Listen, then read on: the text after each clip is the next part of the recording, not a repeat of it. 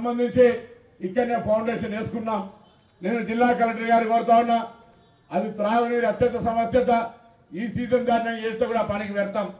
కాబట్టి అధికారులను డైలీ వారి ప్రోగ్రెస్ ను సమీక్షిస్తూ ఆ యొక్క పనులను పూర్తి చేసి ఈ 307 హ్యాబిటేషన్ 160 గ్రామాల్లో మీ పరిధిలో వచ్చేటువంటి 3 మండలాలకు మున్సిపాలిటీలో ఎటువంటి సమస్య ఈ రోజు మండల పరిషత్ అధ్యక్షురాలు మాట్లాడినట్టుగా భవిష్యత్తులో ఏదైనా సమస్య పెడితే ఈ ఎండాకాలంలో నీళ్ల కొరత లేకుండా అందరం కలిసి, నేను ఒక్కరిని అంటలే, మీరు కూడా బాధ్యత ఉంది.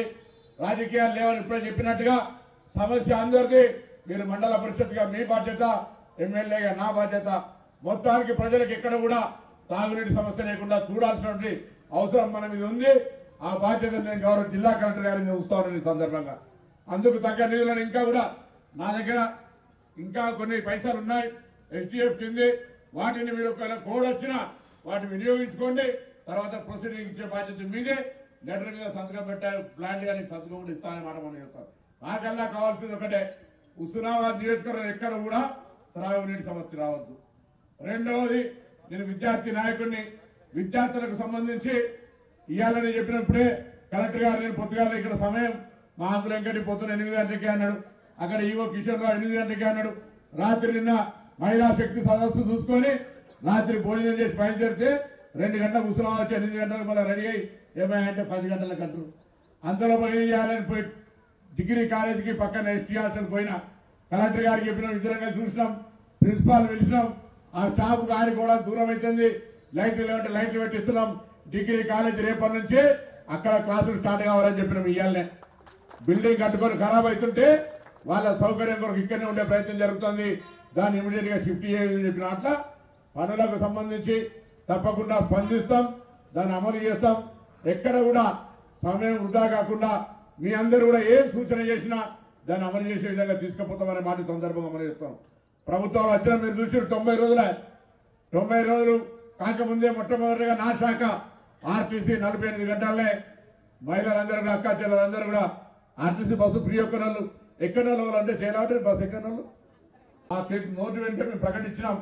అందుకే నిన్న కేబినెట్ లో అన్ని కార్పొరేషన్లను చట్టరీత్యా కేబినెట్ ఆమోదం పొంది విధి విధానాలు రూపొందించి దానికి మార్గదర్శకత్వంతో పాటుగా నిధులు కేటాయిస్తా ఉన్నాం. పాపం కొంతమంది మా మిత్రులు విశ్వ బ్రాహ్మణ లేదని, గౌడు లేదని, నాయ బ్రాహ్మణ లేదని, రజక లేదని బాధపడుతున్నారు. ఇవన్నీ ఇప్పటికే కార్పొరేషన్లు ఉన్నాయి, వాటికి పైసలు లేదు, వాటే ఉన్నాయో లేదో తెలియకుండా అయిపోయింది. వాటిని కలుపుకొని వీటిని అన్నింటినీ కలిపి రాబోయే కాలంలో ఆర్థికంగా కుల వృత్తులు చేసుకుంటున్న వాళ్ళందరికీ కూడా, లేదా బలహీన వర్గాలు కానీ లేకపోతే ఈబీసీలుగా ఉన్నటువంటి వాళ్ళందరికీ విద్యాపరంగా ఇతరత్ర అనేక రకాలుగా ముందుకు తీసుకుపోయేటువంటి ఆలోచన చేస్తున్నామనే మాటని సందర్భంగా నిన్న చాలా సంతోషం, నాకు ఒక అవకాశం వచ్చింది. మొన్ననేమో అసెంబ్లీలో కుల జన సర్వే తీర్మానం చేపట్టేటువంటి అవకాశం మంత్రిగా వచ్చింది. ఆనాడు పార్లమెంట్ సభ్యుడిగా మీరు పంపిస్తే తెలంగాణ బిల్లు ఏర్పాట్ల మీ బిడ్డగా ఏ విధంగా పాత్ర పోషించిందో మీకు తెలుసు. ఇవాళ ఈ కులగల సర్వే కావచ్చు, ఈ కార్పొరేషన్ ఏర్పాటు కావచ్చు, హుస్నాబాద్ నియోజకవర్గం లోపల విద్య, వైద్య, నీటి, రవాణా, అదేవిధంగా ఉపాధి అవకాశాలకు సంబంధించి ఎక్కడ కూడా ఇబ్బంది లేకుండా చేసే ప్రణాళికతో ముందుకు పోతున్నా మీ అందరి ఆశీర్వచనమని చెప్పి సందర్భంగా కోరుతూ, వైద్యానికి సంబంధించి దీంతో పాటుగా ఎవరికైనా ఏదైనా వ్యాధి హైదరాబాద్ రావచ్చు, ఎక్కడైనా ఇబ్బంది ఉంటే దాని గురించి ఒక ప్రత్యేకమైనటువంటి అధికారిని హైదరాబాద్ లో పెట్టినా, అది సీఎం రిలీఫ్ ఫండ్ కావచ్చు, ఎల్ఓసి కావచ్చు, బిల్ రియంబర్స్మెంట్ కావచ్చు, తక్కువ కావచ్చు, మంచి చికిత్స అందజేయడానికి అవసరమైతే నాతో డాక్టర్ మాట్లాడించే విధంగా, సమన్వయం చేయించే విధంగా మనుషులు పెట్టుకుని అక్కడ అధికారం మంత్రిగా ఉన్నా మనం పని చేయించే శక్తి ఉన్నది.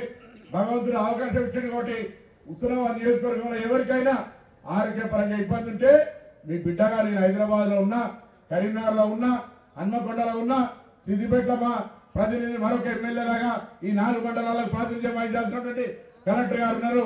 ఆ విధంగా తప్పకుండా ముందుకు తీసుకోవద్దని మనం చేస్తూ మొన్ననే కొత్త